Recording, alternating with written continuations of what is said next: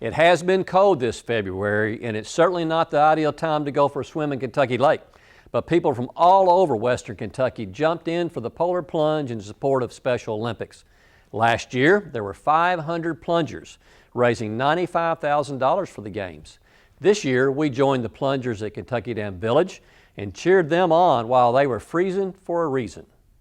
The Polar Plunge is an annual fundraising event for Special Olympics that originated in Virginia and has since spread to numerous locations across the United States. People who raise a certain amount of money get to participate in the so-called Polar Plunge, which involves jumping into a near-freezing body of water in the dead of winter and quickly getting out. As with every year, many notable people from Murray State University took part in the event, including President Randy Dunn. If you look at the number of teams that will be involved today, we have particularly members of our Greek community who are out working, a number of faculty members and administrators. If you count all the people with some Murray State collection out here at Polar Plunge, it really is quite amazing, and I'm glad to see the university community just really step up and support the cause. I decided not to do the wetsuit. You know, some people will go in with a little protection like that, and for some reason that just didn't seem fair. It didn't seem like the right thing to do if you're really going to be a true polar plunger.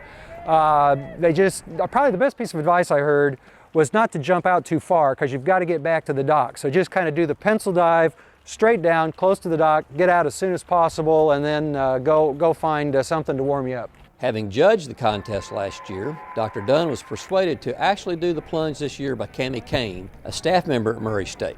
We talked to her, and she told us about her motivation to partake in the Polar Plunge. Well, of course, our daughter Alexis, she has Down syndrome, but she's a very high-functioning Down syndrome, and we've, just kind of gotten pulled into it from family and friends that have participated, so we have been in it now probably 3-4 years. We had a lot of different teams from Murray State this year.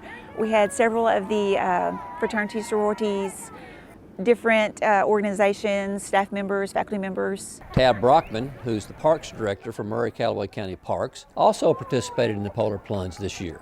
He was recently appointed president of the Murray Rotary Club and represented it at the event. Well, there's been a lot of money from Rotarians, a lot of money from friends in town, and a lot of money from friends out of town. It's amazing what social media will do for you. In between Facebook and Twitter and good things like that, there's been some friends who have stepped up, and so it's really an honor to be able to help Special Olympics today in the Polar Plunge. Like many others, Brockman sought advice on the best way to deal with the harsh conditions of participating in the Polar Plunge.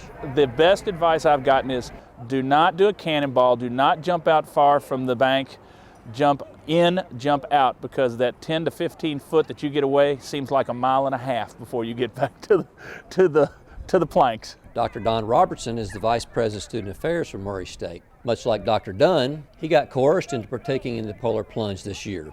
Dr. Robertson was president of the Murray Rotary Club before recently handing over the title to Tab Brockman. Well, when I was president of Rotary and Chuck came and spoke to the club, I said I thought it'd be a good idea for the president of Rotary to plunge.